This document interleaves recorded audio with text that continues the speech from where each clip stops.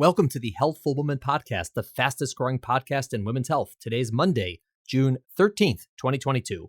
My guest today and next week is Aviva, who's going to tell her birth story, and it's a great one. Today, Aviva is going to talk about the drive to have children. You're going to hear about Aviva's complicated medical history and how, despite these challenges, she ultimately decided to go ahead and get pregnant. It is a really inspirational story, and you're going to love it.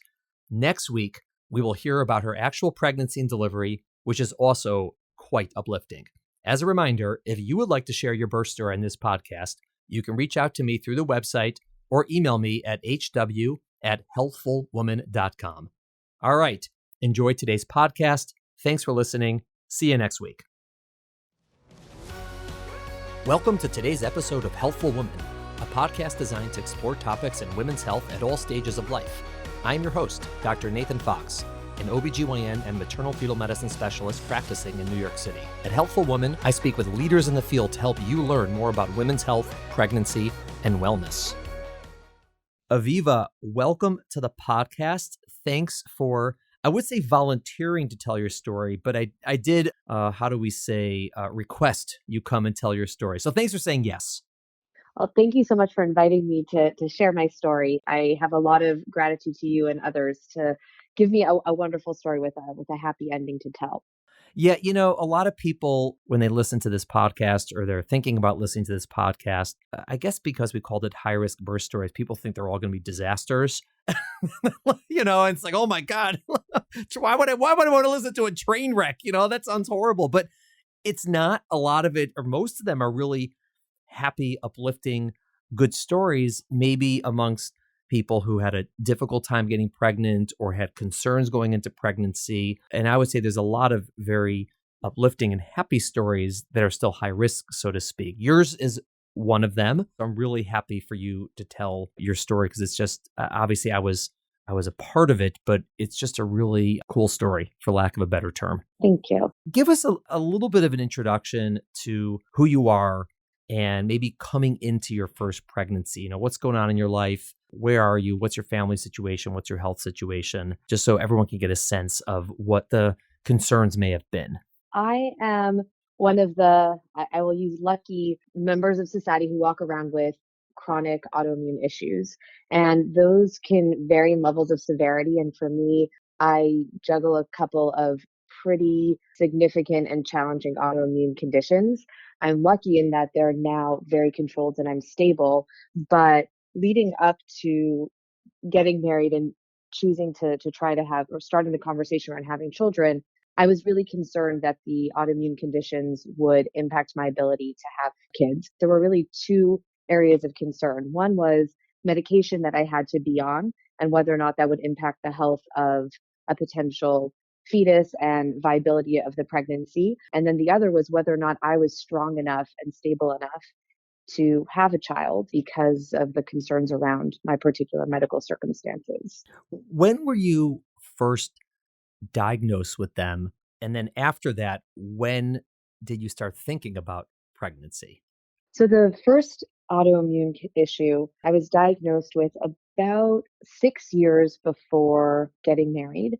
And that one was actually in some ways the scarier of the two, but it was one that I was more familiar with before getting married. And it was something that I was able to talk to my husband about. We spoke with specialists and they were pretty sure that I would be okay and that the baby would definitely be okay. The autoimmune issue isn't something that crosses the placenta, so wouldn't put the baby at risk. And like most autoimmunes, there's an interesting kind of probability of thirds. So a third of patients do the same, a third do better, and a third do worse. But with a 2/3 probability of staying stable or potentially even doing better being pregnant, that one my husband and I realized like getting married and having a kid would not be the reason that we wouldn't try to have a child. Which condition are you talking about, the first one? It's called primary sclerosing cholangitis.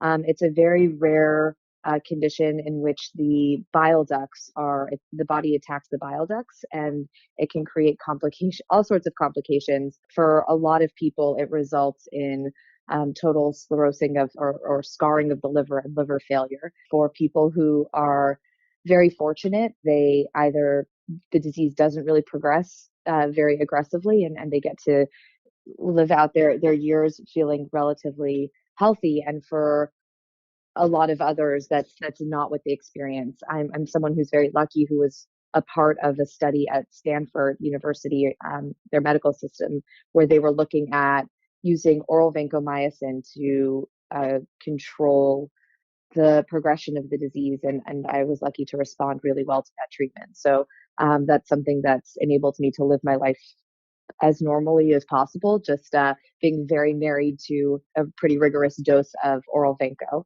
to stay healthy. So you were diagnosed with that well before you got married.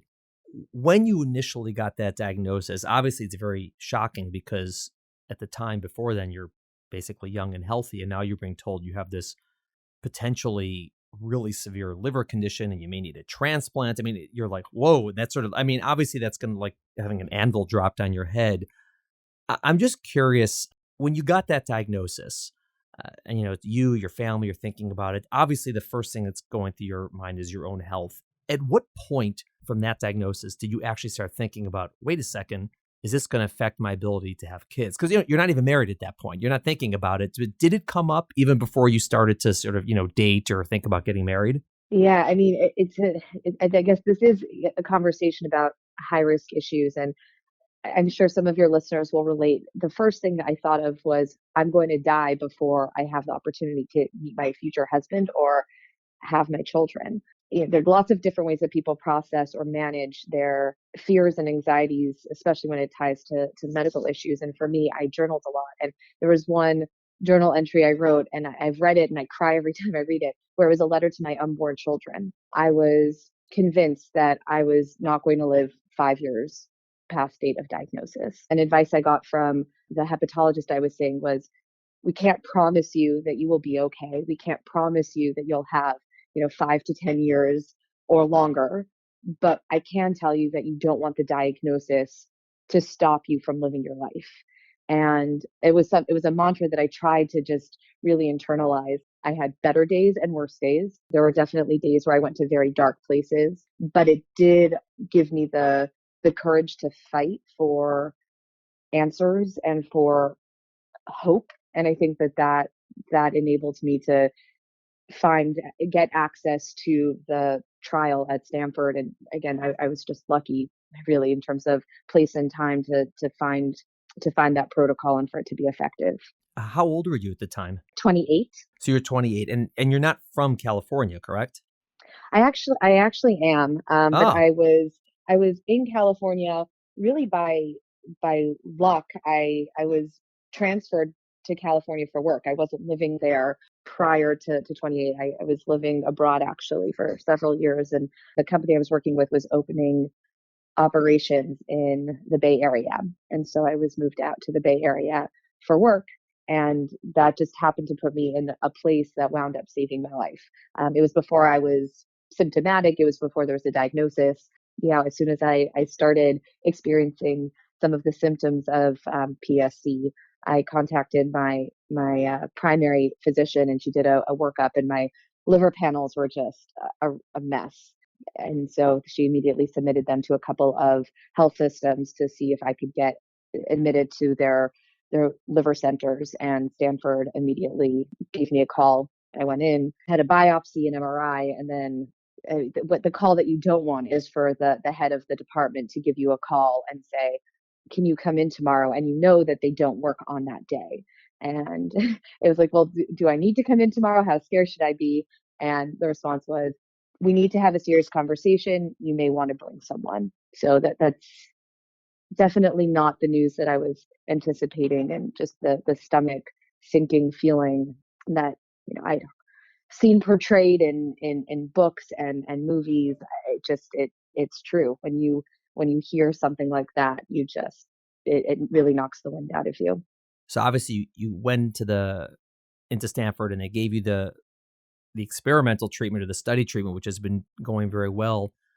When did the next set of diagnoses hit you? This one is a story for the ages, and at some point maybe I'll be brave enough to actually write about it. It was 6 days after I got married. So I walked down the aisle as healthy as I'd been in, post diagnosis, really stable, feeling, and at the time, when he was my fiance, we actually spoke with Stanford to talk about being on oral vancomycin and trying to have children and having PSC and trying to have children. And they said it would not be an issue. They really were very confident that I'd be fine. So I went into my marriage thinking, great, I found the man I'm excited to spend the rest of my life with, and we get to have this really wonderful journey together, and we'll get to live out our years in bliss and have a beautiful family. And 6 days after I got married, I wound up in the hospital, unable to breathe, too weak to walk from my house to a car waiting outside the door, and with some physical impairments as well. My eye was very droopy, and I was very just I felt like my body needed to be rebooted. And it took about a week or so to get a diagnosis. And I'm lucky that it only took a week, because I've since learned that for others, it can take longer because the symptoms can mirror the symptoms of a variety of different ailments. But I was diagnosed with something called myasthenia gravis, which is a neurological issue in which muscles fatigue. So the receptors that are supposed to help that help smooth muscle, just function normally, they start to wear down or fatigue, and they don't respond the way they should.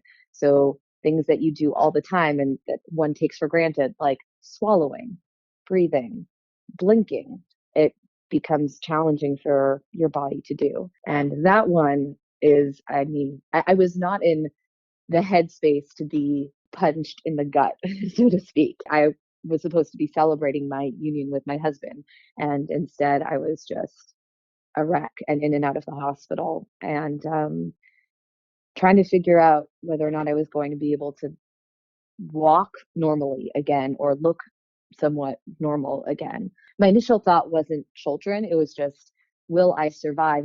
Am I dying? And how will I be okay? And the more interesting complication for me was, I knew how to be a warrior, a medical warrior, as a single person, where you're only responsible for your own survival. I didn't know how to be a newlywed, let alone to be a newlywed figuring out how to survive another medical diagnosis. That definitely tested my marriage very quickly. And in some ways, my husband and I joke that we've been married, a good 25 years, even though even though we've only been married a handful at this point, not even, but we've been through some things that people don't usually experience until later in their marriage. How did he respond to this? He's really stoic Hmm. and really pragmatic. And as long as there's a plan and there's something for him to focus on, and to a problem that can be solved, then he's fine. And sometimes it's actually a point of contention where I'm like, no, I just want to vent and I want to be emotional. And he just wants to figure out a path forward. And that balance of things actually worked out well, because then I had the space to be emotional, and I also had a partner to strategize on what were the steps we needed to take for me to be okay and for us to be okay. And initially, that was really just me being functional, like baseline, not thinking about children yet. But as soon as I was okay enough to start thinking about what was next beyond breathing normally and walking down the street normally, the first thing I thought of was, gosh, am I going to be able to have children? Or did I just lose the ability to do that? And that started a whole other saga for us. Yeah, I mean, I guess it's possible that you got diagnosed sort of quicker, like you said, than many people unfortunately get. Because you got so sick so fast that you didn't have like mild symptoms. You had really severe symptoms very quickly. And so I guess, Yeah, that's one reason, but also, because you have this unusual or rare autoimmune disorder that you're walking in with, and this is another one. And so they're sort of thinking, you're a setup for an autoimmune disorder in that sense. And so, it may be higher up on the list than something else potentially. And I guess it's good that you guys, you had a different approach Since you're sort of addressing this, the health concerns are on you, but you're a unit and you're addressing this together. It's good for like one person at least to be a planner. You know, if both people are just planning, then there's probably too much, bottled up emotion. And if both people are just, throwing emotional over the place, you may not have an appointment next week. And so it's probably good to have that balance of personality between you two. And maybe it's why you guys are, you're a good match for each other. Yeah, I definitely feel fortunate. And he's not in the medical fields, but he really enjoys reading medical literature. And I'm someone who, one of my ways of processing a diagnosis and kind of managing my care is to learn as much as I can about the condition and about treatment and probabilities of different outcomes. I find data empowering. And so that was something that we were able to do together, is just do a lot of research to better understand what I was facing and what that meant for me. And so from that point, you're admitted to the hospital a few days after your wedding. How long did it take for you to get, let's say, functional, that you could, go home and walk and sort of go about your daily business? And then from that point, how soon did you start thinking about upcoming pregnancies? So I was back at work, I think 3 weeks later, on very high doses of steroids to just kind of quiet down my immune system and just allow me to be better able to respond to other treatments. So they didn't have to worry about like this continued flare. I'm lucky that I fared okay on high doses of steroids. Steroids are both a blessing and an enemy to those who've had to be on steroids for long courses. I can relate. It does all sorts of things. I suddenly became a lot more conscious. I was a relatively healthy person going into this. Well, at least I had healthy habits. Hmm. I don't know if I could say that I was actually healthy with all of my autoimmune issues, but I became even more focused on or attentive to my diet and my exercise regimen, even though exercising was difficult when you can't breathe and your muscles fatigue. You kind of have to be patient with yourself. But knowing that steroids has all kinds of side effects, I tried to really be cognizant of healthy habits and set a bunch of rules for myself about what was okay and what wasn't okay. And that seemed to work. So 3 weeks in, I was back to work.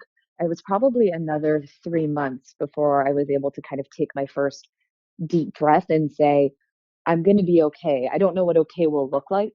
I don't know that I will ever be able to, run a 5 or 10K again, but I will survive. Like this will not be the thing that kills me. And if either of these autoimmune issues are going to kill me, it's going to be PSC because something's going to happen with the vancomycin and, that I'll wind up having a relapse. It won't be the myasthenia. And that actually was an interesting and an important mental shift for me, where the first physician, and this actually speaks to finding the right doctor and how that's so important in a medical journey, where the first neurologist I saw at, a wonderful institution here in New York was really just negative. He wasn't someone where I met him and I was like, I'm going to be okay. He just had a lot of like, well, these are the hardships you're going to face, and this is the standard protocol. And I didn't feel better after seeing him. I didn't feel like I was going to be okay, or that I could trust him to support me in finding a path to health. He could treat the symptoms, but not make me truly better. And through a network of medical providers, of health providers, I was able to find my way to a neurologist at Mount Sinai who, the first time I met him, he's like, okay, I'm so happy you're here because I see a lot of really sick people, as one does as a neurologist. Myasthenia is my favorite neurological issue because it's something I can treat. That to me just allowed me to feel like it was going to be okay. I didn't know what okay was going to look like. And I was accepting of that, not happy with it, but accepting of it. But I did appreciate the fact that to him, myasthenia is not, and I know that there are probably listeners who have these conditions, so I apologize if this kind of lands the wrong way. But for me, it was helpful to hear that this wasn't ALS or Parkinson's or MS. Some of those also you can.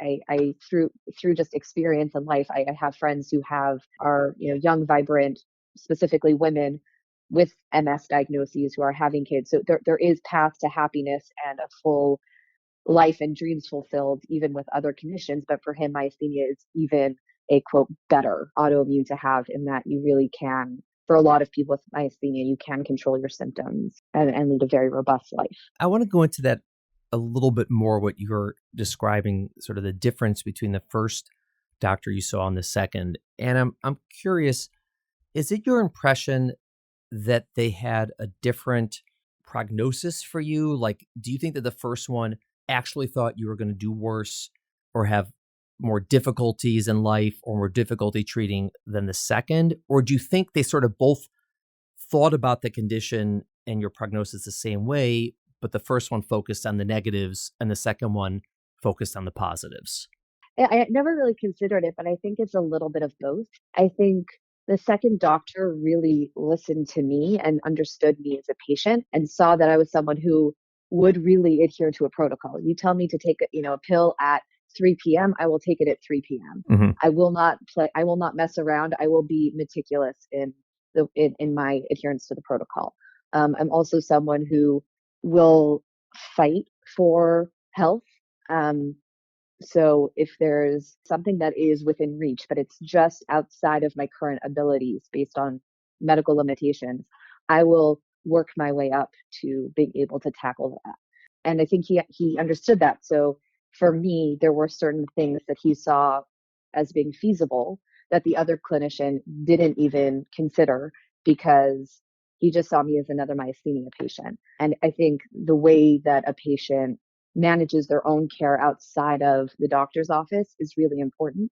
And that has been, in a number of circumstances in my life, the reason that I was okay versus not okay. It's because of the ownership I took over my own medical state. But I think the other piece of it, it's not that I think the first doctor is a bad doctor. I'm sure he's a phenomenal physician, but the way that he coaches or engages with his patients, at least based on the experience of me as a single individual, is that it wasn't meant to empower. It was almost to like temper expectations. Mm-hmm. And maybe that's important. Maybe for certain patients, it's actually the right message. Like, I don't want to get your hopes up. I don't even want you to be cautiously optimistic. Let's just get from point A to point B and not think beyond that. Mm-hmm. But for me, and what motivates me and what makes me feel like I have a good partner in the management of my care is someone who can think optimistically and help me plan for a future state where I continue to improve. And that's what I found in the second physician. Yeah, and I think that's a really important point because, one of the themes that comes up on our podcast is this idea of sort of what makes a good doctor.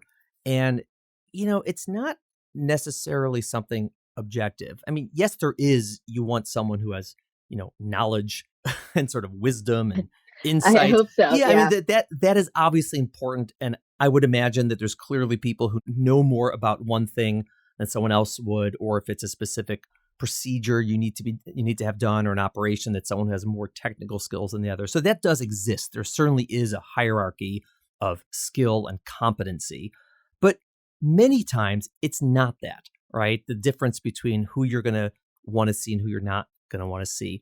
And it's more than just, in my opinion, the idea of like bedside manner and, sort of your relationship and how, whether they're nice and whether they're kind, which is all very important. But it's sort of finding that match, what you're talking about. Like any other relationship, you're going to, connect to somebody on a deeper level just based on so many subtle things that are hard to maybe tease out. Like, why was it that second doctor really was the right person for you?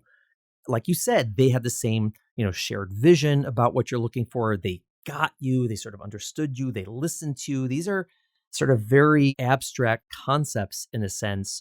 And for somebody else, they may not have clicked with that doctor, and they may have clicked with the first doctor because they're a different person. And that's why, there are some things where you can recommend to others. All right, this person's great. They're really smart. They're really this. They're really kind. Their office runs well. And those are all true, but it doesn't necessarily mean that person's going to click. And you have to just sort of go for yourself and figure it out. And if you don't click with that person, it is good to see somebody else because you may click with that person. It's like dating, right? When you meet someone, they could be smart and wise and kind and funny and all good looking and all these things, but this is not the person I want to be with for whatever reason. And it's not so different with doctors, especially if it's going to be a longer term relationship. If it's a one-time thing, who's taken out my appendix, it may not matter, right? Right. Someone's good, I'll get out of here, I'll be okay, I'll never see them again. But this is going to be your neurologist for the next, 80 years, right? This is like an Right. important person Yeah. in your life. And so it is important to have that connection on that sort of deeper level. It's hard to put your finger on it even. Yeah. It's something that I've advised friends and family about, where it's okay to get a second opinion. And sometimes the second opinion isn't because you think you're going to get a different medical perspective or a different diagnosis, but you may just have a different personality delivering that message that makes the next step feel better, Yeah. and that helps you make better decisions as the patient. And so it really is just like dating. Like, you have to find the right provider to partner with you, because it is a partnership. You can only do so much without their guidance, and they obviously don't have anyone to consult and to help heal if you don't show up. So it's really about making sure both people are speaking the same language and speaking in a way that helps create good outcomes. So you have your neurologist, you found your guy, everything's, looking up. Yeah. When did you start your journey into getting pregnant? So I waited about another, say, 3 months or so before meeting with the first, and this is another example of getting a second opinion, the first MFM that I sat down with. Hmm. So I waited until my neurologist said, I think by 3 to 6 months out from here, you may be stable enough for you to try to have a child. So a part of it was just how stable, my condition was. Part of it was my steroids dosing and trying to get everything to this, perfect place for me to at least explore.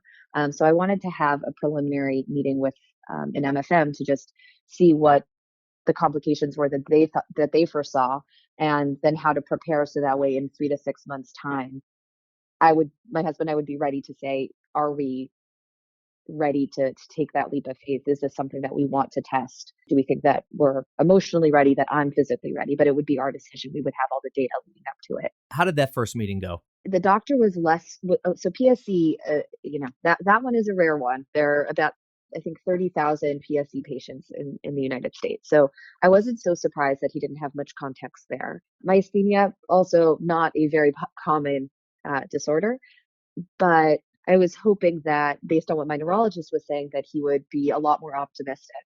He pretty much shot down the idea of us trying to have children the old fashioned way right out of the gate. Between just my history of autoimmune issues, and I guess how severe they are, and the way that they had flared in the past, he was very concerned that just even trying to have children would put me at risk.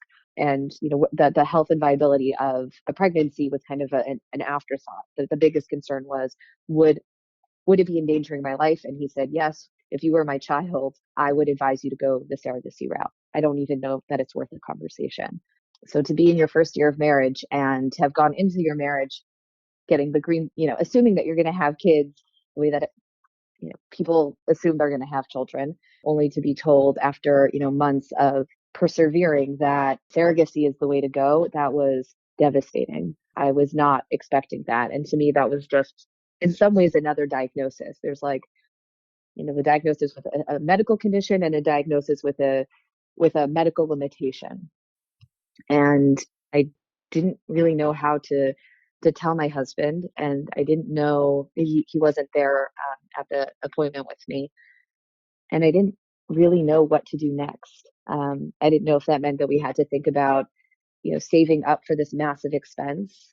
I didn't know how that, in terms of the family that we envisioned, what that would mean in terms of number of kids that we could have, because you're talking about, that's an exorbitant amount of money for every child. And it also would be yet another way that our relationship with each other would have to evolve from the way that we anticipated we would relate to each other. And that to me was also just like a terrifying thing to think about tackling. Like, our marriage had already been through so much. How was I going to put this wonderful man through yet another lost dream, another struggle? And how was I going to give up with another loss? There's loss of physical capabilities, there's a loss of sense of self, and then there's, a loss of being able to have one's own child the natural way. So that was that was a very emotional number of months actually, where I was just kind of grappling with it and started to actually investigate surrogacy. And that was, gosh, that was really hard. Who else did you bring into your circle with I mean, these are really dark times, right? Yeah. So other than your husband, who else did you talk to about these things? My parents, I worry that I've like shaved years off of their lives by having just all of this kind of unfortunate medical trauma, but they are just an incredible support system. And, my mom will listen to me vent, for all the hours of the day. And my dad, he is in the sciences, and so he really understands a lot of the underlying medical considerations. And so he, in addition to just being a source of just stability and comfort, he's also just someone to talk through what we're reading and hearing rationally. And they're just unbelievable. I'm lucky that I also have a pretty big family, and my siblings do their best to be there for me in all sorts of ways. That's wonderful as well. In terms of friends, I actually didn't confide and haven't confided in many over the years, just because it's something that always made me feel other, and I hated feeling other. And God, this is really morbid and a little bit gross actually, but I remember with my PSC diagnosis, I almost wish it was cancer, because I'm like, cancer you wear outside all the time, and people know that you're sick and that you're fighting for your life. But there are all of these kind of hidden diseases like PSC, where you're really doing it in the privacy of your room, and no one realizes, when you go to work every day, that there's this thing that's slowly potentially killing you. And so it just made me feel, because I kind of had this private fight for health, I didn't really want it to interfere with my friendships and to figure out how to navigate being my normal self while dealing with this kind of invisible issue that they may or may not understand. So there are a couple of close friends I kind of brought into the fold, but for the most part, I stayed pretty private about what we were dealing with. What did your neurologist think? Because he obviously felt you'd be okay to get pregnant, and then the MFM you met with felt you wouldn't be okay to get pregnant. Did he just say, "Oh, like I defer to the MFM," or did he push back on that in any capacity? He encouraged me to get a second opinion, but I think the person who really championed getting a second opinion was my neuro-ophthalmologist. Just another specialist that when you have myasthenia, you should probably have in your arsenal. She's particularly fantastic for her patients, where she thinks about you holistically. Like, yes, she is an ophthalmologist or neuro-ophtho, but I mean, she'll spend 30 minutes just going through my entire, all of my medical updates and all of my well-being updates, to have a composite view of me as a person, which helps her better manage my care and think about ways in which the workups that she does can help me derive better outcomes. And so in one of my follow-up visits with her, we were just talking, and I was kind of bemoaning to her just my situation, and she was like, I'm watching you get more, stronger at every visit. And I'm looking at the levels of steroids you're on, and I see a lot of myasthenia patients. I think you should be able to have a child. And so she really encouraged me to find a second opinion, and obviously not to only look for the opinion that would say yes, try to have a kid, but that it was worth it to try to find an MFM that may look at things differently. And how did that second opinion go? I was shocked by just the difference. It was really night and day. Like, meeting with you is like, well, you're a very gregarious and optimistic person, and I thought that I was going to take the smile right off your face at telling you my backstory. You were going to say like, well, sorry, I can't be optimistic for you, but you weren't. You're like, we can work with this, assuming that you're stable and your medical team signs off on this. There's no reason we can't try. Yeah, I'm just going to pause for 1 second because I just want to be clear to our listeners that I think that most MFMs who you would have seen, had you seen them, initially, they would have told you what I said. And I think that you happened to see an outlier who was particularly pessimistic.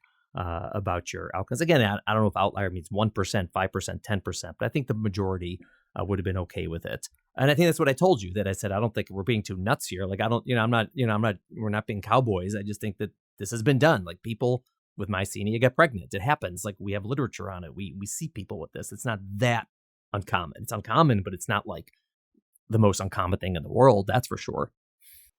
Yeah, and I think, now kind of on the other side of it, I know that to be true, where, there are support groups for myasthenics, and there are support groups for my expecting myasthenics. And there are a lot of very involved women who are all, myasthenia patients having kids, and maybe it's their first, their second, their third. Some of them, their first pregnancies or pre-diagnosis, and then subsequent pregnancies, they had myasthenia, and all navigating different sorts of challenges and trying to answer different questions. But the thing that is uniform across all of the participants is that they are expecting. So to your point there, I think that the initial physician I saw was more conservative and pessimistic than the majority of MFMs out there. You have your first opinion that says you can't get pregnant because essentially you're going to die, right? Or something close to it.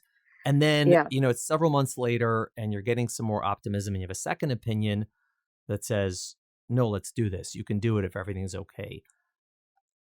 Did you have trouble processing that, saying, like, which one is right, which one is wrong? Or were you just like, all right, I'm in, let's do it?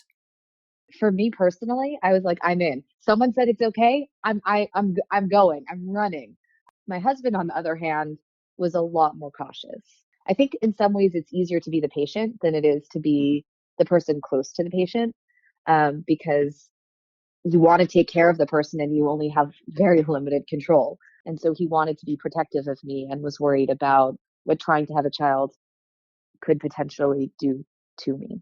So I was ready, and he needed some coaxing. How much coaxing? What do you have to do? I'm really lucky. We have great communication, and maybe that's a muscle that we developed because of the challenges of our first week of marriage.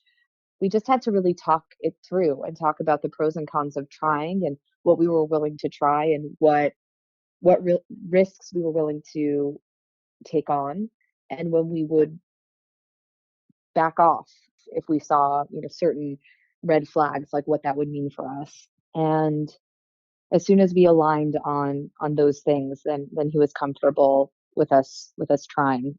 And he wanted to be on the phone calls, and in the office rooms, or the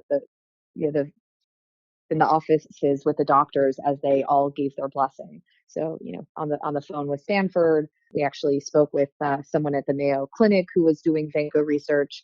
As far as we know, I'm the only PSC and myasthenia mom on the planet. And so I did give away, I guess, a happy ending there. I'm also, I believe, one of the first PSC patients on oral vancomycin to try to have a baby. And so there's a lot of unknown, and it's a weird thing when you're talking to these really renowned GIs, hepatologists, and researchers in their field, and they're like, actually, if you could track your liver panel, and if you could track certain other tests and potentially share them with us as data, because we assume we know the answer, but we don't know empirically how this will play out. So if you could share the data with us, it'll help us counsel future PSC patients on oral vancomycin. That's both a blessed place to be, where great, I can help people, but also a little bit terrifying and unnerving, because First, there isn't what? any data. So my data is the data, which is just a fascinating place to be. How long did it take you to get pregnant once you decided to start trying? This is where, you just gotta, I've got to laugh. We got pregnant right away. There you go. Well, Yeah, finally. yeah, right. And that just, I think, is, the irony of all ironies. I've got this like very battered medical history where, I assume that like every card is, stacked against me, and somehow getting pregnant was not difficult. We're going to have you come back to talk about your actual first pregnancy, and then another spoiler alert, second pregnancy, to tell that story. But just in terms of wrapping up this story, your journey to get pregnant, I mean, so crazy, right? I mean, for this to happen just so out of nowhere, you know, looking back on what it took for you to have the, I guess, the courage and also the, I don't know, motivation to get pregnant. What was it that was driving you? What was it more just, I don't want this to stop me, or was it, I really want to, be a mom and sort of do it the natural way, so to speak? I'm just, because it was so much, right? So many people would have just not tried, and I'm curious what it was that drove you. So a piece of it is my parents used to tell me that I was very stubborn as a kid, and that was always a negative thing. Like they weren't saying that as a compliment. But I think that with most traits, there's the positive and negative side to it. And so the downside is that means that I was probably a difficult teenager and very opinionated. The positive side is that I'm very stubborn, and if I want something and I want an outcome, I'm willing to roll up my sleeves and put in the effort to get there. I have learned that I'm only in control of so much, right? I hope this isn't the case, but I could easily wind up with another terrible diagnosis tomorrow, and I'm not in control of my future and of future outcomes. But I can fight for the outcome that I want, and that was really what I think enabled me to be okay, or as okay as I've been. It's just this kind of the stubbornness where I do not want the data or the diagnosis to have the final to be the determinant. I want to have a say in how my life plays out. And I think being a patient, especially when you have some really unfavorable diagnoses and conditions to manage, it makes it really hard to feel like you have any control or any say in what your future looks like, because it's hard. Being sick every day is really hard, and having to deal with medical issues that, I mean, people write books about and there are movies about because they are hard, and they don't ease up. And a good day is a day where you don't need to complain about it, but it doesn't mean that that issue isn't still nagging you in the background. It is hard, and it is unyielding. But I think the thing that is helpful, at least for me, is knowing that I can try to make the ending that I want for myself. And even if I only get 15-20% of the way there, that's better than had I not tried at all. No, it's amazing. And I think that, that drive is so impressive. And also just one of the really, practical lessons that I take away, because it happened a few times to you, is find the right doctors, find the team that works for you, because it totally changed your outlook. It changed, your management. It changed everything for you, just from, finding the right person or people. Probably should have led with that, because I think you put it perfectly. It is also a joint effort, right? I would be literally nowhere. I would be probably, not around if it wasn't for the work that Stanford and Mayo are Yeah. doing right now, and for the doctors being willing to work with me on figuring out how to manage my care and to try to make me be okay, and to deal with the myriad of insurance issues and all of the complications that come up with dealing with these issues. So it takes a village, and I think it's about finding the right village. Wow. Well, this podcast is one that ends happy because it's ending with you pregnant. And then when we bring you back next week, it's also going to end happy because you have babies. so, Yes. so again, this is, we Yeah. want everyone to set up. This is all going to end well. So we're going to have another happy podcast next week with Aviva. Thank you so much for coming on. We'll have you back next week so we can hear the rest of your story. Thank you so much for having me. Thank you for listening to the Healthful Woman podcast. To learn more about our podcast, please visit our website at www.healthfulwoman.com. That's HEALTHFULWOMAN.com. If you have any questions about this podcast or any other topic you would like us to address, please feel free to email us at hw@healthfulwoman.com. Have a great day. The information discussed in Healthful Woman is intended for educational uses only and does not replace medical care from your physician. Healthful Woman is meant to expand your knowledge of women's health and does not replace ongoing care from your regular physician or gynecologist. We encourage you to speak with your doctor about specific diagnoses and treatment options for an effective treatment plan. Paid sponsors of the podcast are not involved in the creation of the podcast or any of the content. Support for our sponsors should not be interpreted as medical advice from the podcast, the host, or the guest.